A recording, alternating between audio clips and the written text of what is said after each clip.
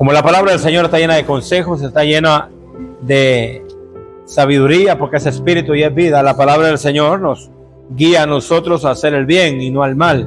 Nos guía a nosotros a buscar la presencia del Señor y nos insta cada día a ser mejores, y nos pone como ejemplo a grandes hombres de Dios que en su momento pues desafiaron la muerte, desafiaron a gentes que no temían a Dios, pero sin embargo se acercaron a Dios con el temor, y personas que parecerían tal vez más sencillas también desafiaron a personas como aquella mujer viuda que no tenía nadie por ella, y desafió a un hombre malo en el cual no tenía temor de Dios ni tampoco respetaba a hombre alguno. Entonces, cuando vemos la palabra, tenemos como ejemplo a Dios, que repartió en su momento talentos a ciertas personas, y nosotros podemos ver lo que Dios ha hecho. Isaías capítulo 5 versículo 1: Dios estableció un reino y lo estableció en la tierra, creando al hombre a su imagen y a semejanza, pero lo dotó de conocimiento, lo dotó de sabiduría, lo dotó de talentos. Cuando hablamos de talentos, Dios, a través de su infinita misericordia, lo reflejamos espiritualmente a la iglesia. No lo vamos a manejar materialmente, sino espiritual.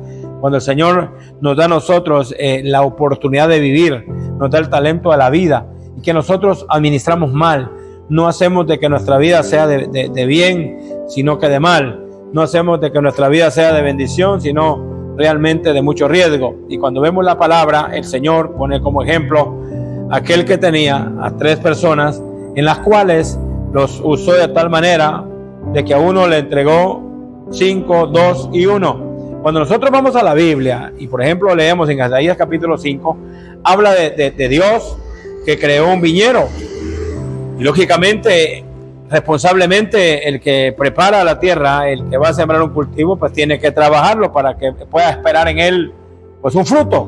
Y Dios preparó la tierra, preparó el viñero, puso un vigilante, una torre, y esperó que este viñero llevase frutos correctos. Y en su momento, como todo, lleva su tiempo de que tenía que dar el fruto. Cuando el fruto dio, el fruto era malo, el fruto eran uvas agraces, no eran comestibles. Entonces Dios determina que al final de cuentas ese viñero es el ser humano. Dios creó al hombre, lo creó con un propósito. Colosenses 1:16 o Eclesiastés 7:29 dice que Dios al hombre lo hizo recto, pero él buscó muchas cuentas. Sin embargo, la Biblia dice en Colosenses que Dios nos creó con un propósito. Entonces, cuando el Señor pone esta parábola, como la que pone anteriormente en el libro de Mateo 25:1-10, que al final va reflejando lo mismo, él compara el reino de Dios como 10 vírgenes, las cuales las 10 vírgenes de alguna manera se tenían que preparar para agradar al maestro. Entonces el mensaje, Efesios 5:26, la iglesia se debe preparar para presentarse delante del Señor como una iglesia pura y sin mácula. Y la Biblia dice que la palabra es el lavacro del agua que nos limpia. La palabra del Señor es más cortante que toda espada de dos filos. La palabra del Señor es martillo y es fuego, Jeremías 23:29. La palabra del Señor es espíritu, Juan 6:63. La palabra del Señor es luz y es lumbrera a vuestra vida, Salmo 119:105. Entonces, viendo todo el contorno que es la palabra, no nos falta nada. Lo que nos falta a nosotros realmente es poner por obra lo que Dios ha determinado. Y en el libro de Romanos 15:4 dice la palabra del Señor que todo lo que antes fue escrito para la enseñanza de nosotros fue escrita. Por eso en Isaías 54:13 dice que todos seremos enseñados de Dios. Jesús vino y confirma lo que el profeta dice en Juan 6:45, y todos sus hijos serán enseñados de Dios. Partimos de algo. Dios enseña a la humanidad a través de su palabra, a través de qué es lo que Él quiere. Y lo que nos enseña a nosotros es que primero solo hay un mediador entre Dios y los hombres. Lo dice su palabra en el libro de Timoteo 2:5. También lo dice Pedro en Hechos 4:12, que solo hay un nombre. Escuchen, nombre y mediador. Luego dice Isaías 45:22, miren a mí todos los términos de la tierra porque yo soy Dios.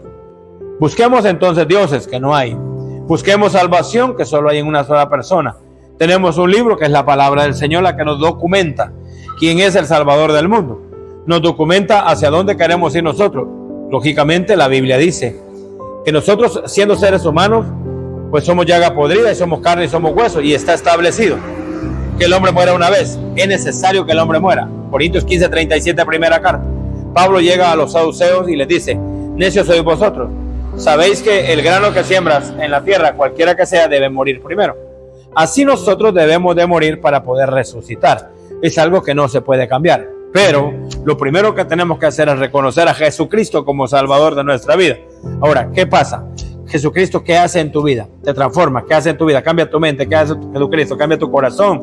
Cambia tu forma de vivir. Cambia la forma de hacer las cosas, porque Él es el ejemplo para que el ser humano se comporte en la tierra, para que el ser humano viva conforme a la voluntad del Señor. Entonces nosotros tenemos un legado, y el legado son los hombres de Dios que vivieron en su momento y que de alguna manera obedecieron, y eso les costó muchas veces morir por la palabra, les costó huir por la palabra, les costó esconderse, si es posible, en pueblos ajenos por la palabra.